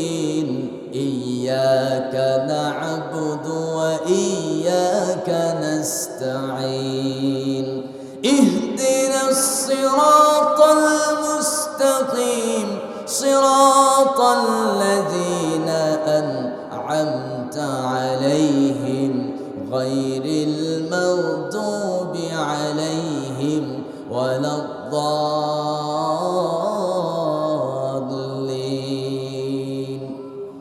আমার ভাইয়েরা আল্লাহ রাব্বুল আলামিন সূরা ফাতিহার ভিতরে কি না দারুণ কথা দুনিয়ার মানুষকে জানিয়েছেন। আমার ভাইয়েরা আল্লাহ তাআলা প্রথমে বলছেন আলহামদুলিল্লাহি রাব্বিল, সবাই তো বলেন আলহামদুলিল্লাহি রাব্বিল আলামিন। সমস্ত প্রশংসা, সমস্ত গুণগান, কৃতজ্ঞতা, সমস্ত প্রশংসা কেবলমাত্র শুধুমাত্র একজনের জন্য, যিনি গোটা জগৎ গোটা আলমের মালিক, তিনি আমার কে? সবাই বলেন কে? কারো কষ্ট হচ্ছে নাকি ভাই? আলোচনা কি আরো চালাবো না শেষ করব? আমার ভাইয়েরা তাহলে আল্লাহ বলছেন সমস্ত প্রশংসা কেবলমাত্র তার জন্য, যিনি গোটা আলম, শুধু একটা আলম না, অসংখ্য আলম, অসংখ্য পৃথিবীর দুনিয়ার মালিক, তিনি আমার কে? সবাই বলেন কে? আল্লাহ তাআলা। আমার ভাইয়েরা রাসূল শিক্ষা দিয়েছেন, আমার নবীজি শিক্ষা দিয়েছেন, যখন নাকি কেউ জিজ্ঞেস করবে ভাই তুমি কেমন আছো, বলতে হবে কি? কি বলতে হবে বলেন? কেমন আছেন? আলহামদুলিল্লাহ। আল্লাহ আমাকে আসার তৌফিক দিয়েছেন, আলহামদুলিল্লাহ। আমার ভাইয়া কিন্তু একজন নাস্তিক কয়েকদিন আগে টকশোতে এসে বলতেছে যে 21শে ফেব্রুয়ারি ভাষা দিবস, তাই না? 21শে ফেব্রুয়ারি কি দিবস? ভাষা দিবস। এই দিনে 21শে ফেব্রুয়ারির দিনে টকশোতে এসে যে ভাষা সম্পর্কে কিছুই জানে না, ও এসে বলতেছে যে যখন কাউকে প্রশ্ন করা হয় যে কেমন আছো, অনেক সময় অনেকে বলে ফেলে আলহামদুলিল্লাহ। আলহামদুলিল্লাহ এটা কি? এটা কি সেন্টেন্স? এটা কি শব্দ? উনি এটাকে ক্রিটিসাইজ করে, এটাকে কটূক্তি করে, এটার বিরোধিতা করছে যে আলহামদুলিল্লাহ বলা যাবে না। এরকম কিছু দুষ্ট আবু জেহেলের চরিত্র ধারণকারী কিছু লম্পট আছে না নাই? আসতে বলবেন না আছে না নাই? সম্মানিত ভাইয়েরা, অথচ কেউ যদি বলে আলহামদুলিল্লাহ আমি ভালো আছি, আল্লাহ তাআলা বলছেন ও যদি ভালো নাও থাকে, ওর পরিবারে যদি কোনো অশান্তিও থাকে, ও যদি আলহামদুলিল্লাহর অর্থ বুঝে, যদি সে বুঝে বলে আলহামদুলিল্লাহ, সব বিপদ বালা মুসিবত দূর করে দেয়। সুবহানাল্লাহর আওয়াজ নাই। কি মুসিবত দূর হবে? বিশ্বাস নাই তো যে আলহামদুলিল্লাহ বললে যে আমার আল্লাহ আমার উপরে খুশি হয়, আমার বিপদ বালা মুসিবত দূর হবে, এই বিশ্বাস নাই। সেইভাবে ডাকতে পারি না, যেভাবে ডাকার কথা ছিল তেমন করে তো ডাকতে পারি না, এই জন্য সাহায্যও আসে না। আমার বন্ধুগণ, আমার ভাইয়েরা, ফাইনালি কথা হলো আলহামদুলিল্লাহি রাব্বিল আলামিন। সমস্ত প্রশংসা কেবলমাত্র কার জন্য? আসতে বলবেন না ভাই, একটু আওয়াজ করে বলেন কার জন্য? আল্লাহর জন্য। আর রহমানির রহিম, রহমান এবং রহিম একজন, তিনি আমার কে? আসতে কয় কে? একটা সূরা আল্লাহ নাজিল করেছেন, সেই সূরার নাম রহমান। কি নাম বলেন? রহমান সূরা। এই রহমান সূরা আল্লাহ তাআলা কেন নাজিল করলেন? এর নামটা রহমান কেন দেওয়া হলো? শুনবেন নাকি বলেন? সূরা রহমান, রহমান নাম কেন দেওয়া হলো? রহমান তো আল্লাহর 99টা নামের ভিতরে একটা নাম। আমার বন্ধুগণ, এই সূরার ভিতরে আল্লাহ রাব্বুল আলামিন শুরু থেকে নিয়ে শেষ পর্যন্ত এত গুরুত্বপূর্ণ বান্দার জন্য কিছু দারুণ নিয়ামতের কথা ফাইন্ড আউট করেছেন। আল্লাহ তাআলা বলছেন, বান্দা তোর জীবনের সবচেয়ে গুরুত্বপূর্ণ নিয়ামত কি কি, আমি সব কিছু তথ্য সূরা রহমানের ভিতরে দিয়েছি। আর একটু জোরে কোন সুবহানাল্লাহ। আমার ভাইয়েরা, সেই রহমান সূরার শুরুর অংশে সবাই তো একটু একটু জানেন, একটু সবাই ঠোঁট মিলিয়ে পড়েন। আর রহমান আল্লামাল কুরআন খালাকাল ইনসান আল্লামাহুল বায়ান আশ-শামসু ওয়াল কমারু বিহুসবান। জোরে বলুন আল্লাহু আকবার। রহমান একজন, তিনি আমার কে? আসতে বলবেন না কে? তিনি রহমান, যিনি শিক্ষা দিয়েছেন কোরআন, সৃষ্টি করেছেন ইনসান। ইনসান মানে কি? ইনসান মানে মানুষ। আমাদেরকে সৃষ্টি করেছেন কে? প্রথমে আল্লাহ বলছেন, বান্দা যত নিয়ামত আছে শ্রেষ্ঠ নিয়ামত হলো কোরআন। বান্দা আমি তোমাকে কোরআন শিখিয়েছি, বান্দা তোমার জন্য আমি কোরআন নাজিল করেছি, তুমি কোরআন পড়ো, তোমার জীবনটা আলোকিত হয়ে যাবে। যেরকম সুবহানাল্লাহ। আমার ভাইয়েরা, রহমান তো তিনি, যিনি বান্দার গুনাহ মাফ করে দিতে পারেন। আমি আপনি কি গুনাহ করছি দুনিয়ার কেউ জানে না, গোপন পাপ থাকলেও থাকতে পারে, ঠিক কিনা বলেন? কিন্তু এই গোপন পাপ আমার আপনার কি কি পাপ আছে কেউ হয়তো না জানলেও একজন জানেন। আওয়াজ করে বলুন, তিনি আমার কে? সেই আল্লাহ বলছেন, বান্দা তোর গোপন পাপ কি কি আছে এগুলো তো কেউ জানে না, কিন্তু আমার চোখ তো ফাঁকি দিতে পারবি না। ও বান্দা, তোর সকল প্রকার গোপন পাপের খবর আমি রাখি। এই গোপন পাপ, এরপরে প্রকাশ্য পাপ, কি কি পাপ তুই করেছিস বান্দা, সব পাপের খবর আমার কাছে আছে। আর বান্দা, এই পাপগুলো মাফ করার ক্ষমতা কারো নাই। তুই যদি আমার দরবারে আমার শিখানো দোয়াটা পড়ে যদি একবার চেয়ে নিস, আমার কাছে যদি চোখের পানি ফেলে, একটা ফোঁটা চোখের পানি ফেলে আমার শিখানো দোয়াটা যদি পড়ে নিতে পারিস, জিন্দেগির সব গুনাহ আমি আল্লাহ মাফ করে দেব। আমার ভাইয়েরা, আল্লাহর শিখানো দোয়াটাকে সবাই একটু ঠোঁট মিলিয়ে পড়েন। রব্বানা যালামনা আনফুসানা ওয়া ইল্লাম তাগফির লানা ওয়া তারহামনা লানাকুনান্না মিনাল খাসিরিন। গুনাহ মাফের দোয়া। আদম আলাইহিস সালাম আমাদের বাবা, উনি জান্নাতে একটা ছোট্ট ভুল করেছিলেন, শয়তানের ধোকায় পড়ে, ঠিক কি না? এই ভুল করার পর অনেক বছর অনেক দিন ধরে কান্না করেছেন, কিন্তু আল্লাহ মাফ করেন নাই। শেষ পর্যন্ত আল্লাহ শিখাই দিলেন, আদম এই দোয়া পড়ো, আমি তোমার গুনাহ মাফ করব। আর এই দোয়া আল্লাহ কোরআনে কোট করে দিয়া দুনিয়ার তামাম মানুষকে জানিয়েছেন, বান্দা তোমরা যারা আদমের সন্তান, গুনাহ করার পরে এই দোয়া পড়বা, জিন্দেগির সব গুনাহ আমি আল্লাহ মাফ করে দিব। সুবহানাল্লাহ বলবেন না? এই জন্য এই দোয়া পড়ে আমরা চাইবো কার কাছে? আল্লাহর কাছে। আমার ভাইয়েরা, আমার বন্ধুগণ, 3 নম্বরে কোরআনের 3 নম্বর হক, 3 নম্বর দাবি, সেইটা হলো আল্লাহ রাব্বুল আলামিন সুন্দর করে বলছেন, উতলু মা উহিয়া ইলাইকা মিনাল কিতাবি ওয়া আকিমিস সালাহ ইন্নাস সালাতা তানহা আনিল ফাহশাই ওয়াল মুনকারি ওয়ালাযিকরুল্লাহি আকবার। জোরে বলুন আল্লাহু আকবার। আল্লাহ রাব্বুল আলামিন বলছেন, হে রাসূল, যে কিতাবটা ওহীর মাধ্যমে আমি আপনার উপরে নাজিল করেছি, আমার বন্ধুগণ, আমার ভাইয়েরা, এই কোরআনটা একজনের উপরে নাজিল করা হয়েছে, তিনি আমাদের নবী মুহাম্মদ সাল্লাল্লাহু আলাইহি ওয়াসাল্লাম। আমার রাসূলকে আল্লাহ রাব্বুল আলামিন যে কিতাবটা দিয়েছেন, সেই কিতাবটা হলো কোরআন। আল্লাহ বলছেন, যে কিতাব কোরআন আমি নাজিল করেছি, বান্দা এই কোরআনটা তোমরা নিয়মিত তিলাওয়াত করো, নিয়মিত পাঠ করো। এই অর্ডার কার? আসতে বলবেন না কার? কিন্তু এই জায়গায় এমন কিছু মানুষ আছে, 1 বছর হয়ে গেছে কোরআনটা একবারও হাতেই নাই, পড়েই নাই, এরকম আছে না নাই বলেন? আমার ভাইয়েরা, যারা নিয়মিত কোরআন পড়ে না, অনেক কোরআনের হাফেজ আছে, মাসের পর মাস চলে যায়, কোরআনের হাফেজ কোরআন তেলাওয়াত করে না, এরকম কিছু অধম বান্দা আছে না নাই বলেন?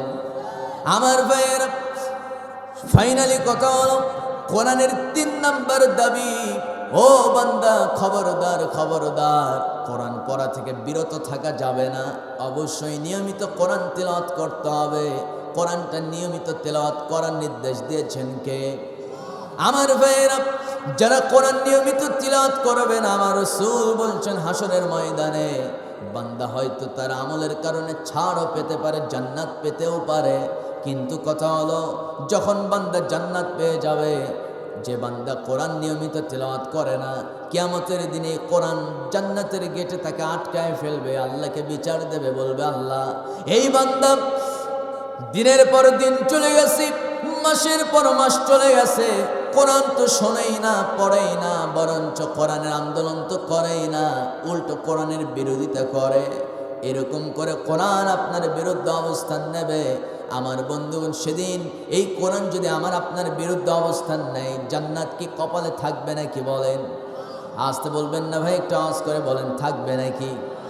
এই জন্য এটাই সময়, শাহরু রমাদানাল্লাযী উনজিলা ফীহিল কুরআন হুদাল লিন-নাসি ওয়া বাইনাতিন মিনাল হুদা ওয়াল ফুরকান। জোরে বলুন আল্লাহু আকবার।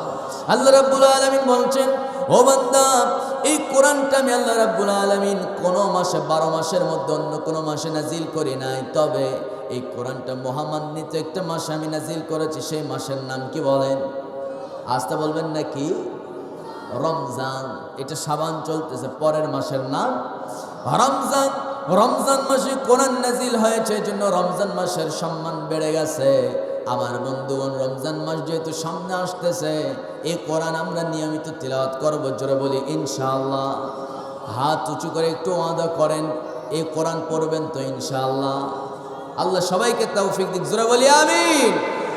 আমার ভাইয়েরা, আমার বন্ধুগণ, আল্লাহ রাব্বুল আলামিন এরপরে 4 নম্বর কোরআনের কি দাবি সেইটা দুনিয়ার মানুষকে জানায় দিতেছে। যারা পারেন একটু ঠোঁট মিলিয়ে পড়েন। আল্লাহ রাব্বুল আলামিন বলছেন, বান্দারে, এই কোরআন যে আমি আল্লাহ তাআলা নাজিল করলাম, এই কোরআনটা যদি তুমি একটু একটু করে যদি মুখস্থ করতে পারো, তোমার সম্মান বেড়ে যাবে। কারণ এই কোরআনটা সংরক্ষণ করার দায়িত্ব তো আমি নিয়েছি।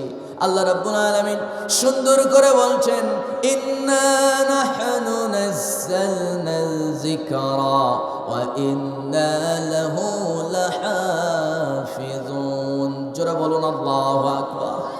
আল্লাহ বলছেন, এই কোরআন নাজিল করেছি আমি আল্লাহ রাব্বুল আলামিন, আর এই কোরআনটা হেফাজত করার দায়িত্ব আমি নিয়েছি। সংরক্ষণ করার দায়িত্ব কে নিয়েছেন বলেন? সংরক্ষণ করার দায়িত্ব আমার আল্লাহ নিয়েছেন। এজন্য আমার ভাইয়েরা, এই কোরআনের একটা আয়াত যদি কেউ হেফাজত করে, একটা আয়াত কেমনে হেফাজত করবেন শোনেন। এই কোরআন আপনি একটা আয়াত মুখস্থ করছেন, সূরা ফাতিহা মুখস্থ করেছেন, 7টি আয়াত মুখস্থ করেছেন। আমার ভাইয়েরা, সূরা ফাতিহার মধ্যে কয়টি আয়াত আছে বলেন? 7টি আয়াত। সূরা ফাতিহা যার মুখস্থ আছে সে 7টি আয়াতের হাফেজ, ঠিক কিনা বলেন? কিয়ামতের দিন আল্লাহ রাব্বুল আলামিন যখন ডাক দেবে, ও কোরআনের হাফেজরা দাঁড়ায় যাও, তখন কিন্তু শুধু কোরআনের হাফেজরা, আমরা কোরআনের হাফেজ বলতে তাদেরকেই চিনি যে বান্দা শুরু থেকে নিয়ে শেষ পর্যন্ত পুরো কোরআনটা হেফজ করেছে, তাকেই আমরা বলি কোরআনের হাফেজ, ঠিক কিনা বলেন? আমার ভাইয়েরা, যেই বান্দা কোরআনের একটা আয়াত মুখস্থ করেছে, কিয়ামতের দিন আল্লাহ রাব্বুল আলামিন যখন ডাক দিবেন, কোরআনের হাফেজ কারা, কোরআন হেফাজত করেছে, মুখস্থ করেছে কারা, দাঁড়ায় যাও। কোরআনের হাফেজরা দাঁড়ায় যাও। যার সিনার ভিতরে কোরআনে একটা আয়াত মুখস্থ থাকবে, সেদিন সে কোরআনের হাফেজদের কাতারেই দাঁড়িয়ে যাবে। জোরে কোন সুবহানাল্লাহ। আমার ভাইয়েরা, আমার দেশে একটা বাহিনী আছে, নাম তার হলো পুলিশ বাহিনী। এই পুলিশ বাহিনীর ভিতরে সর্বনিম্ন একটা পদ আছে, সেটা হলো কনস্টেবল। কি বলেন? আনসার পুলিশ আছে না নাই? সেও কিন্তু পুলিশ, কিন্তু নাম হচ্ছে আনসার। কেউ হচ্ছে গ্রাম পুলিশ, কেউ constable police, SI, NSI, DGFI, এরকম করে পুলিশের এক একটা লেভেল আছে না নাই? আছে। এক একজনের লেভেল এক এক রকম। যে যতটা আপনার কি বলে অভিজ্ঞতা অর্জন করেছে, তার মর্যাদা, তার পদ তত উপরে, ঠিক কিনা বলেন? সর্বোচ্চ পদ হচ্ছে আইজি, ডিআইজি, এরপরে এসআই, এনএসআই, এগুলো অনেক পদ আছে। ঠিক তেমনি করে সবার একটা আপনার কমন একটা পরিচিতি, সেটা হলো সে পুলিশ। কি পরিচয় বলেন? পুলিশ। আমার বন্ধুগণ, ঠিক তেমনি করে আল্লাহ রাব্বুল আলামিন কিয়ামতের দিন বান্দাকে বলবে, বান্দা, যারা যারা কোরআন হিফজ করেছো, কোরআনে একটা আয়াত মুখস্থ আছে, ওই একটা আয়াতই শোনায় দাও, আর একটা করে উচ্চ মর্যাদায় সমাসীন হয়ে যাও। জোরে কোন সুবহানাল্লাহ। আরেকটু জোরে আওয়াজ করে বলেন সুবহানাল্লাহ। আমার বন্ধুগণ, আল্লাহ রাব্বুল আলামিন দুনিয়ার তামাম মানুষকে বলছেন, ও দুনিয়ার মানুষরা শোনো, এই কোরআন যারা হিফজ করবে, এই কোরআন যারা হৃদয়ে সংরক্ষণ করবে, মুখস্থ করবে, তাদের সম্মানটা আমি বাড়ায় দেব। কারণ হলো কোরআনের হেফাজতকারীদের মধ্যে এক নম্বরে হেফাজতকারী হচ্ছে আমি আল্লাহ তাআলা। আল্লাহু আকবার। আমার ভাইয়েরা, এরপরে 5 নাম্বার হক, সর্বশেষ 5 নাম্বার দাবি, সেটা হলো এই কোরআন আপনি যদি একটা হরফ যদি শিক্ষা করেন অথবা অপরকে শিক্ষা দেন, আপনি সবচাইতে উত্তম মর্যাদার অধিকারী হয়ে যাবেন। কারণ আমার রাসূল বলছেন, খায়রুকুম মান তাআল্লামাল কুরআন ওয়া আল্লামা। দারুণ একটা কমন হাদিস। ছোট্ট বাচ্চারা নুরানি যখন পড়ে, কায়দা সিবারা যখন পড়ে, তখন এটা মুখস্থ করে ফেলে। আল্লাহ রাসূল বলছেন, খায়রুকুম মান তাআল্লামাল কুরআন ওয়া আল্লামা। কোরআন যারা শিখে, এরপরে কোরআন যারা শিখার পরে অপরকে শিক্ষা দেয়, আল্লাহ রাব্বুল আলামিন তার রাসূলের মাধ্যমে দুনিয়ার তামাম মানুষকে জানাইতেছে, ওই ব্যক্তির চেয়ে সম্মানী এবং উচ্চ মর্যাদার অধিকারী আকাশের নিচে দ্বিতীয় আর কেউ নাই। জোরে কোন সুবহানাল্লাহ। এই জন্য আমরা কোরআন শিখতে চাই কি চাই না বলেন? শুধু শিখলে হবে না, অপরকে শেখাবো। জোরে বলি ইনশা। রাত 12টা 1টা বেজে যায়। গতকালকে আমরা মাহফিল ছিল পঞ্চগড়ে, কি বলে চাঁপাইনবাবগঞ্জ মাহফিল ছিল। রাত 1:30 পার হয়ে গেছে। মানুষ বলতেছে না হুজুর ছাড়াই যাবে না, একেবারে লোকারণ্য। কিন্তু কথা হলো, মানুষের আগ্রহ আর মানুষের কোরআনের প্রতি এত টান, আমার তো মন বলা অচিরে বাংলার জমিনে কোরআনের রাজ কায়েম হয়ে যাবে মুসলমান। যেটা এখন ঠিক কিনা? সম্মানিত ভাইয়েরা, একটা কমন একটা কথা আপনাদেরকে শোনাতে চাই। সেটা হলো, আমার দেশে দেখবেন ম্যাক্সিমাম মসজিদগুলোতে খতিব সাহেব যখন জুমার খুতবা দেওয়া শুরু করে, দেখবেন কিছু বেনামাজি কিছু আপনার অহংকারী ব্যক্তি আছে। বেনামাজি নামাজ পড়ে না, বিড়ি খায় 5 ওয়াক্ত, এরকম কিছু অহংকারী ব্যক্তি সমাজে আছে না নাই? ওরা কি করে, যখন দেখে যে 1:20 বেজে গেছে, তখন বাড়ি থেকে বের হয়, এসে দেখে 1:20-25 বেজে গেছে, হুজুরে ওয়াজ শেষ হয় নাই, পেছনে গন্ডগোল পাকায় ফেলে। জোরে কোন আছে না নাই? সম্মানিত ভাইয়েরা, অথচ মসজিদ ভর্তি লোকজন, 90% মানুষ চায় শেষ পর্যন্ত হুজুর যে সাবজেক্ট নিয়ে কথা শুরু করছে, হুজুর শেষ করবে, প্রয়োজনে 2টা বাজবে, মানুষ উঠতে চায় না, কিন্তু 2-1 মসজিদে গিয়ে গন্ডগোল পাকায় ফেলে। এরকম কিছু লম্পট আছে না নাই? সম্মানিত ভাইয়েরা, কারো গায়ে লাগলে লাগতেও পারে, কারণ এরকম কিছু দুষ্ট চরিত্রের লোকজন ম্যাক্সিমাম মসজিদের মুসল্লি এইরকম প্রত্যেকটা এলাকায় আছে না নাই? অথচ নিজে নামাজ পড়ে না, নামাজ পড়লেও সূরা কেরাত ঠিক নাই, ইমাম সাহেবের টাইম শিখাতে আসে। ঠিক কিনা? সম্মানিত ভাইয়েরা, সম্মানিত বন্ধুগণ, ইমাম সাহেব যদি একটু কড়া কথা বলে ফেলে, মসজিদ থেকে বের হওয়ার পর কানে লাগায় দেয় যে হুজুর আজকে কিন্তু কড়া হয়েছে, চাকরি কিন্তু বেশি দিন টিকবে না আপনার। এরকম আছে না নাই? আসতে বলবেন না, আছে না নাই? সাবধান। সম্মানিত ভাইয়েরা, একজন আলেমকে যদি আপনি সম্মান করতে না পারেন, আপনার সন্তানগুলোর ভবিষ্যৎ নষ্ট হয়ে যাবে। ঠিক কিনা? দেখবেন যারা আলেমদেরকে সম্মান করে না, আলেমদেরকে নিয়ে কটূক্তিমূলক কথা বলে, আলেমদের পিছনে লেগে থাকে, আমার ভাইয়েরা, এই লোকগুলোর সন্তানগুলো বেশিরভাগ সুদখোর হয়, গাঁজাখোর হয়, মদখোর হয়, নারীবাজি হয়। ঠিক কিনা? আমার ভাইয়েরা, কষ্ট পেলেন আপনারা? রাগ করলেন? সম্মানিত ভাইয়েরা, আর কয়েকটা মিনিট আমি একটা কথা বলে শেষ করে দেব, আপনারা শুনবেন ইনশাআল্লাহ। আমার বন্ধুগণ, আল্লাহ রাব্বুল আলামিন বলছেন, বান্দা, এই দুনিয়াতে আমি যে তোমাকে পাঠিয়েছি, ও বান্দা, কোরআন যদি তুমি পরিপূর্ণভাবে মানতে যাও, দেখবে বান্দা কিছু লোক তোমার বিরুদ্ধে লেগেই থাকবে। এরকম আছে না নাই বলেন? আসতে বলবেন না, আছে না নাই?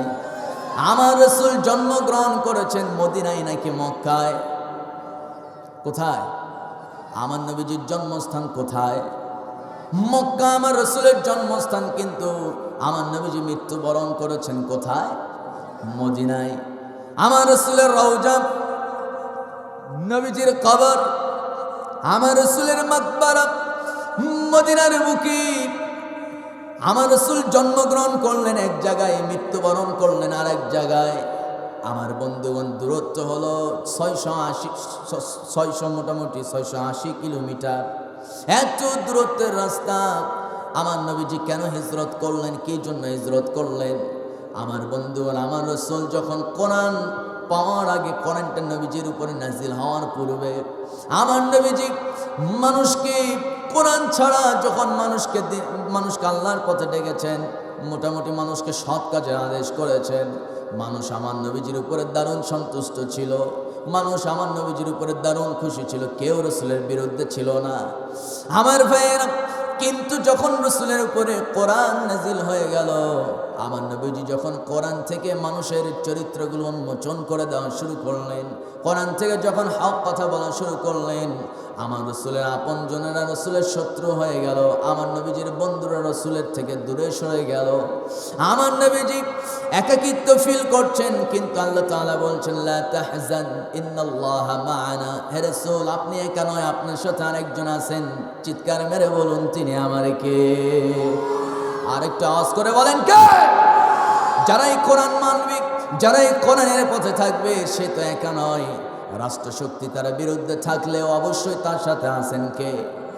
দুনিয়াতে সাময়িক পরীক্ষার সম্মুখীন হতে হবে, প্রয়োজনে কোরআনের পাখির মতো শহীদের ঈদগাহে শামিল হতে হবে, কিন্তু বাতিল শক্তির সঙ্গে আপোষ করা যাবে না, ঠিক কিনা আমার ভাইয়েরা? আমার বন্ধুগণ, রাসূল ওই কোরআন থেকে দাওয়াত দেওয়া শুরু করলেন, কারো রক্তচক্ষুর পরোয়া না করে। কিন্তু দেখা গেল রাসূলকে দুনিয়া থেকে বিদায় করার সিদ্ধান্ত ফাইনাল, চূড়ান্ত হয়ে গেল। আমার রাসূলকে বিদায় করে দেওয়া হবে, নবীজিকে চিরদিনের জন্য কবরে দাফন করা হবে। এমন মুহূর্তে আল্লাহ তাআলা আদেশ করলেন, হে রাসূল, মক্কায় আর থাকা যাবে না, হিজরত করে চলে যেতে হবে। কোথায়? আসতে বলবেন না, কোথায়? মদিনায় যেতে হবে। আমার নবীজি সিদ্ধান্ত নিলেন, সন্ধ্যাবেলা, দিনের বেলা তো যাওয়া যাবে না, রাতের বেলা আমার রাসূল চলে যাবেন, মদিনার উদ্দেশ্যে রওনা করবেন। মধ্যরাতে আবু বকরকে সাথে নিলেন, রওনা করলেন মদিনার উদ্দেশ্যে। একটু এক ধাপ দু ধাপ করতে করতে একটু সামনে যেতেই পেছনে হঠাৎ করে ফিরে তাকালেন, চোখ পড়ে গেল কাবার দিকে। আমার আল্লাহর ঘর কাবা, আমার রাসূল, আমার নবীজি বন্ধুর ঘর বাইতুল্লাহর দিকে তাকানো মাত্র মনের মধ্যে নতুন একটা ইচ্ছা জাগ্রত হলো। সেটা হলো একটু কাবার ভিতরে ঢুকবেন, প্রাণ ভরে 2 রাকাত নামাজ আদায় করে 4টা সিজদা আল্লাহকে দিবেন। কিন্তু আমার বন্ধুগণ, এই ইচ্ছের কথা যখন আবু বকরকে জানাই দিলেন, আবু বকর রাদিয়াল্লাহু তাআলা আনহু বলছেন, ইয়া রাসূলুল্লাহ, আপনি যে কাবার ভিতরে ঢুকবেন, ভিতরে তো তালা, দরজায় তো তালা লাগানো আছে, ঢোকা যাবে না। তালার চাবি কার কাছে আছে? আবু বকর বলছেন, ইয়া রাসূলুল্লাহ, এই তালার চাবি কি বলে ওসমান বিন তালহার কাছে আছে। ওসমান বিন তালহাকে মধ্যরাতে ঘুম থেকে ডেকে আনা হলো।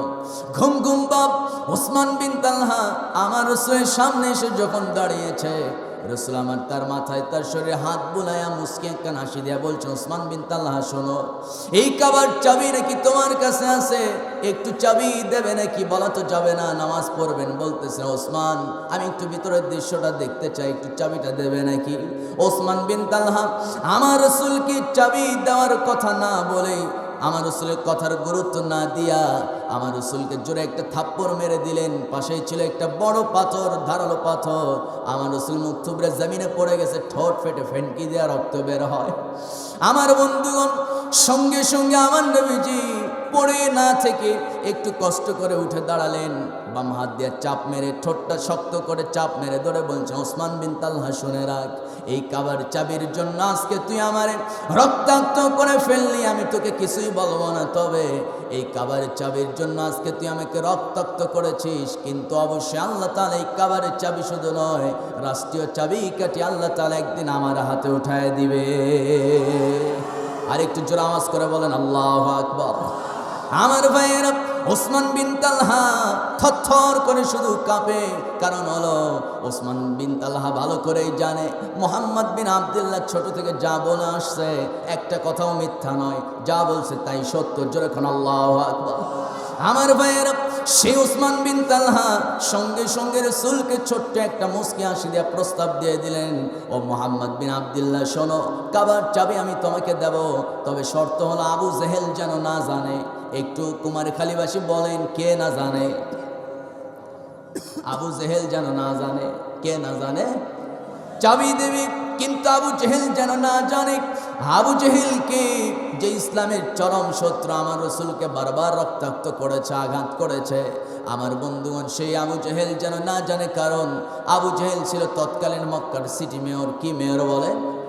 আজ এরকম আমাদের এলাকায় বিভিন্ন জায়গায় সিটি মেয়র আছে না নাই বলেন? এটা কি বিভাগ? খুলনা বিভাগ। খুলনা সিটি মেয়র আছে না নাই? এইরকম মক্কা নগরীর সিটি মেয়র। কিন্তু মক্কা নগরীর সিটি মেয়র তৎকালীন ছিলেন আবু জেহেল। কিন্তু মেয়র হলে কি হবে? বিনা ভোটে। কি ভোটে বলেন? বিনা ভোটে। এরকম বিনা ভোটে আবু জেহেলের সুন্নত পালন করে মেয়র হওয়ার সিস্টেম আজও আছে না নাই বলেন? আসতে বলবেন না, আছে না নাই?